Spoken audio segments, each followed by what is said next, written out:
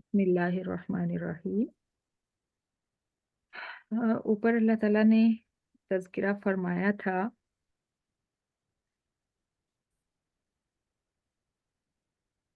कि अस्हाबे कहफ जो थे उनको जहाँ पे हमने सुला रखा था वहाँ की जो आबो हवा थी और जो अ, माहौल था उस गार का वो बहुत ही पुरसुकून और दरमियाने टेम्परेचर का था कि सूरज की गर्मी जो थी वो उनके ऊपर सूरज की शुआएं डायरेक्ट भी नहीं पड़ती थी और ऐसा भी नहीं था कि बिल्कुल सूरज की तपिश उन तक पहुंचती ही नहीं, बल्कि एक अक्स सा उनके ऊपर पड़ता जिसकी जितनी उनकी ज़रूरत थी उसके मुताबिक। और इस तरह उनके जो जिस्म थे वो तरोताज़ा रहे। अब आज के जो लेसन है इसमें हमें उनके सोने का अंदाज अल्लाह ताला बयान फरमा रहे हैं कि वो सो कैसे रहे थे। वतहसबुहुम अयकाज़म वहुम रुकूद। अगर तू उनको देखता तो तू समझता कि जैसे वो बेदार हैं, हालांकि वो सो रहे थे।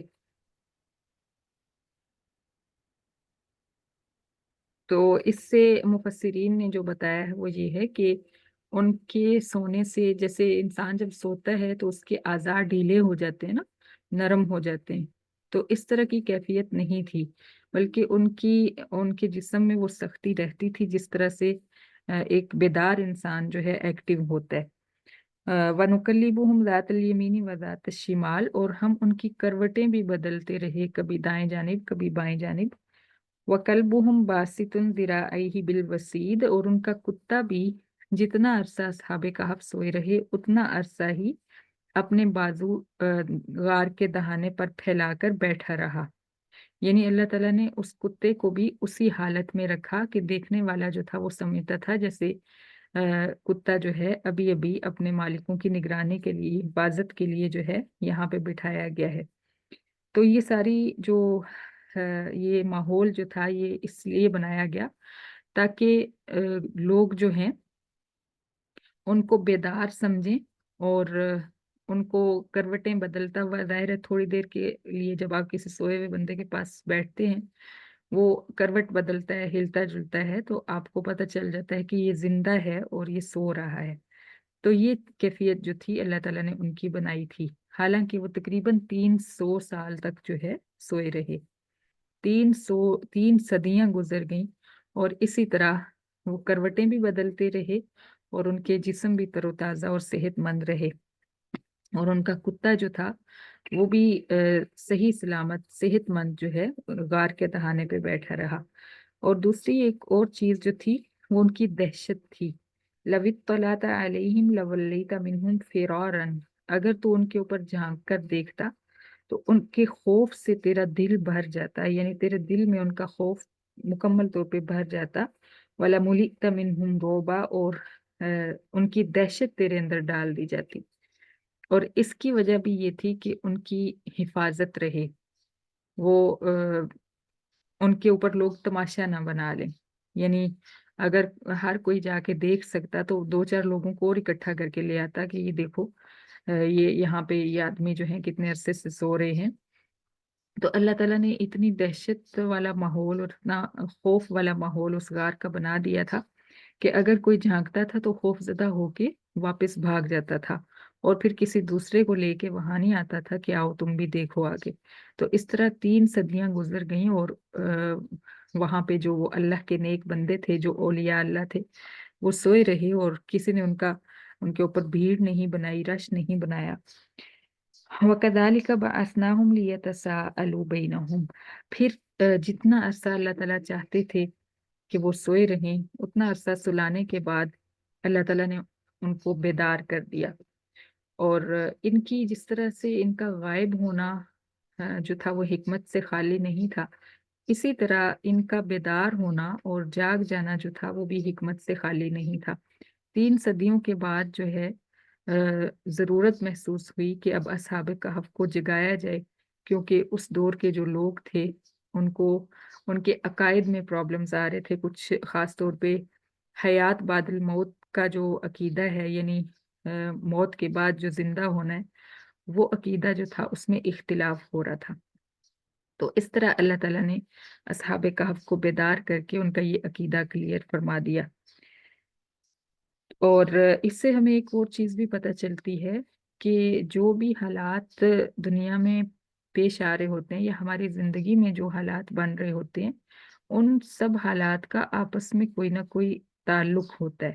یعنی ہمارے بچپن کے جو واقعات ہیں وہ ہماری اگلی آنے والی عمر کے اوپر اگلی ساری زندگی کے اوپر اثر انداز ہوتے ہیں۔ یعنی ہمارے ساتھ زندگی میں کوئی بھی واقعہ پیش آتا ہے، آپ کسی سے ملتے ہیں، کسی سے ملاقات آپ کی ہوتی ہے، کسی آپ ادارے میں پڑھتے ہیں، کہیں پہ آپ جا کے رہتے ہیں، وہ ساری جو چیزیں ہوتی ہیں ان کی ایک چین بنی ہوتی ہے آپس میں۔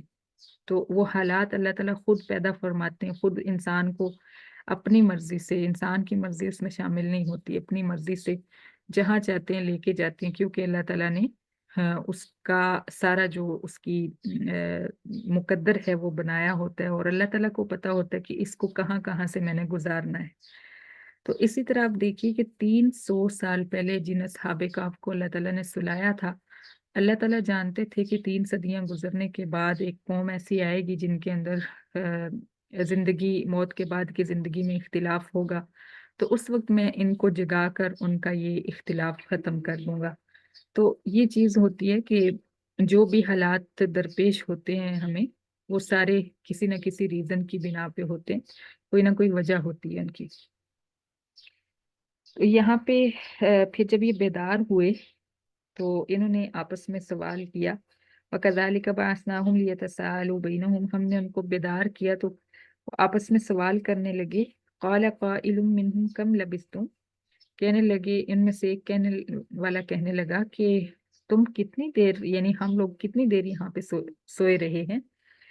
قالوا لبثنا یوما او بعض یوم، دوسرا جو تھا اس نے، دوسرے جو تھے انہوں نے اندازہ لگایا، کسی نے باہر جھانک کر دیکھا سورج کہاں پہ پہنچا ہے، ٹائم کا اندازہ لگایا اور کہا کہ شاید ہم پورا دن سوئے رہے ہیں یا پھر دن کا کچھ حصہ سوئے ہیں۔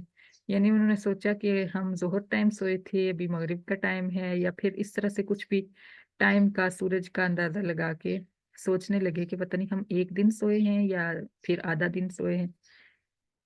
قالوا ربکم اعلم بما لبثتم، پھر انہوں نے کہا کہ یہ کس فضول بحث میں پڑ گئے ہو، اللہ تعالیٰ جانتے ہیں ہم کتنی دیر سوئے رہے۔ فبعثوا احدکم بورقکم هذه الى المدینہ، لہٰذا ابھی جو اس وقت صورتحال ہے وہ یہ ہے کہ ہمیں بھوک لگ رہی ہے تو ہمیں کھانے کا کوئی انتظام کرنا چاہیے، کیونکہ بادشاہ سے چھپ کے آ کے یہ سوئے تھے یہاں پہ، اور اپنے ساتھ ہی انہوں نے کچھ رقم بھی جو تھی رکھ لی تھی۔ اور اس سے ہمیں یہ بھی پتہ چلتا ہے کہ اولیاء اللہ جو ہوتے ہیں وہ ایسے نہیں ہوتے کہ دنیا سے بالکل ہی کٹ گئے ہوں، بلکہ اللہ کا نیک بندہ اور اللہ کا ولی وہ ہوتا ہے جو دنیا کے ساتھ، دنیا کو ساتھ لے کر چلتا ہے اور شریعت کے مطابق چلتا ہے، یعنی اسباب اختیار کرتا ہے۔